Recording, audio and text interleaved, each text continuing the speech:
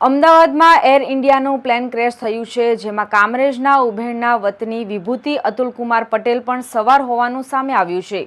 તેઓ ring ceremony માટે સુરત આવ્યા હતા અને બાદમાં પોતાના ફિયાન્સ સાથે યુકે જઈ રહ્યા હોવાનું સ્થાનિક આગેવાનોએ જણાવ્યું હતું.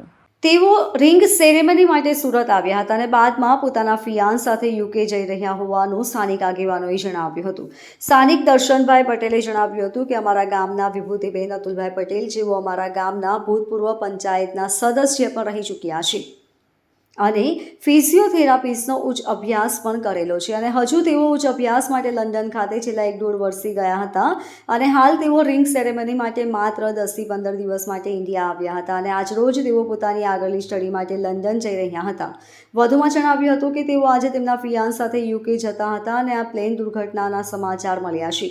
આ સમાચાર અંતર્ગત અહીંના સ્થાનિક પ્રશાસનને પણ જાણ કરી છે અને મંત્રી પ્રફુલભાઈ પાનસેરિયા અને સુરત જિલ્લા પ્રમુખ ભરતભાઈ રાઠોડને પણ જાણ કરી છે. અમે એમને ડિટેલ આપીને જેમ બને તેમ પ્રશાસન તરફથી પણ અમને જલ્દી માહિતી મળે એવી અમે એમની પાસેથી આશા રાખીએ છીએ. Bureau report LK star news Surat.